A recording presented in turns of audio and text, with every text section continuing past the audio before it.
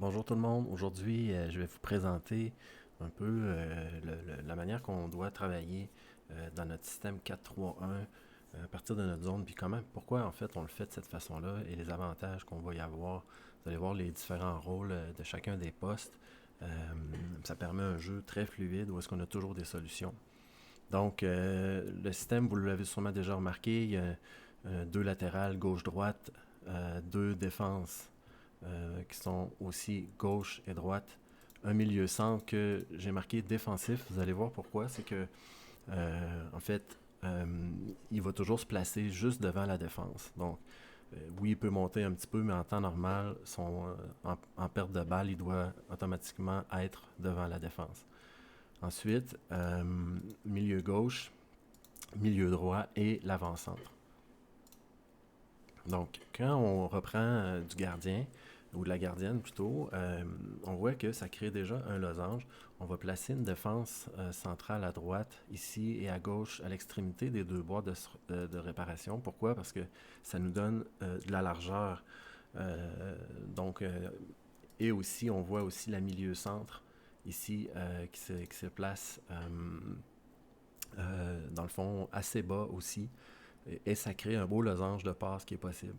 Donc, quand on fait des 4 contre 1 ou des 4 contre 2 en pratique, etc., c'est dans un petit espace restreint. Mais là, comme c'est un grand espace, ben, ça nous permet vraiment d'avoir assez de succès là, dans la circulation de la balle. Euh, Ensuite de ça, par exemple, si je joue à droite ici, ben, j'ai encore des options de passe là, qui sont. Je peux retourner dans mon losange ou sinon, on voit qu'il y a déjà un autre losange qui est possible. Mais en réalité, dans cet exemple-là, j'ai remis le ballon en fait à la milieu-centre. Donc, si on revient d'un cran, là, on aurait ici rejoint la défense centre-droite. Elle aurait pu jouer sur la latérale, mais euh, à la prochaine image, vous allez voir, elle va plutôt jouer sur la défense centrale. Et là, pourquoi jouer sur la défense centrale? Pourquoi ça devrait être elle qu'on essaie de rejoindre si elle est libre? C'est parce que, vous voyez, si elle a le ballon au centre du terrain, c'est elle qui a le plus d'options. Elle a accès à trois, même un quatrième derrière. Donc, elle peut toujours rejouer derrière sur la gardienne. Donc, on pourrait mettre un quatrième losange ici. Mais sinon, si elle va vers la gauche, elle peut combiner avec les joueurs à gauche, avec les joueuses à gauche. Même chose en avant et même chose à droite. Mais au final, si tout le monde est bien placé dans son couloir et à la bonne hauteur et a fait les bons déplacements, ici, on voit que c'est deux latérales gauche-droite qui sont quand même assez hautes. Euh, ben à ce moment-là, on a toujours des options pour se sortir des situations. Sinon, si on joue sur la droite, ben là, on voit qu'il y a un losange. Il y en aurait une deuxième aussi derrière, là, si on retournait derrière.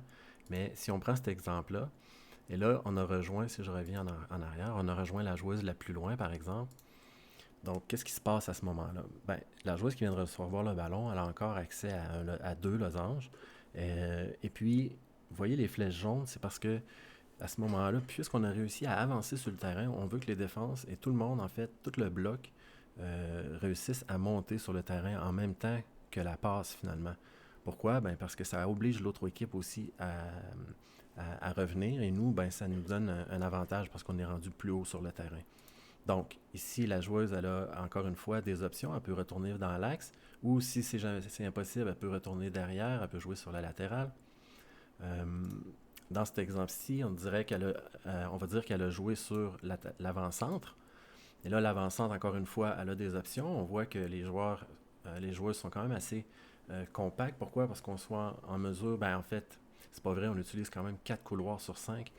Mais là, où ce que je voulais montrer ici, c'est l'intention, une fois qu'on a rejoint l'attaquante comme ça, de changer de côté. Parce que probablement que la défense, on l'aurait fixée d'un côté, à droite. Et là, on pourrait rejouer sur la défense centrale qui est ici, la milieu central, pardon.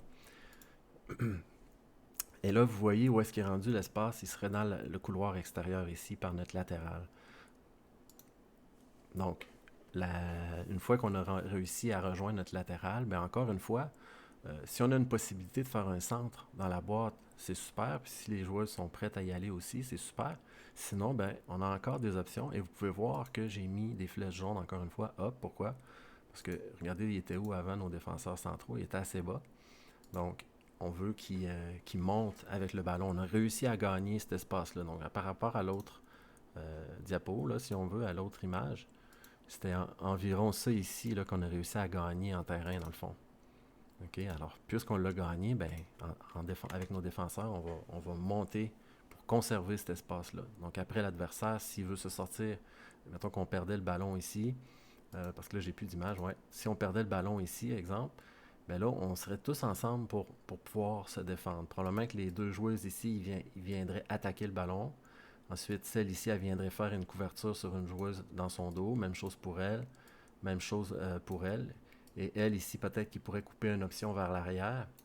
OK? Donc, vraiment, chaque joueuse a un rôle en perte de balle, mais en ayant monté, les défenses centrales ici qui ont monté, et la milieu centrale aussi, ça fait en sorte que si on perd le ballon, c'est beaucoup plus simple de le regagner. En exemple, en comparaison, si nos joueurs étaient restés trop bas, OK, et là, on aurait perdu le ballon ici, qu'est-ce qui se serait passé? Ben, on aurait eu des adversaires, OK, on aurait eu des adversaires, comme ça ici, OK, qui auraient pu être rejoints dans l'espace. OK, donc s'ils réussissent à rejoindre cette joueuse-là, puis qu'on n'a pas eu le temps de venir dans le dos, qu'on n'a pas eu le temps de venir ici dans son dos, c'est là que c'est dangereux. Et ça, je pense qu'on le fait de mieux en mieux dans les derniers matchs aussi. Alors voilà, j'espère que ça vous aide à comprendre un peu plus comment est-ce qu'on veut travailler pour circuler le ballon et progresser sur le terrain. Voilà. Si vous avez des questions, vous pouvez toujours nous contacter. Toujours disponible.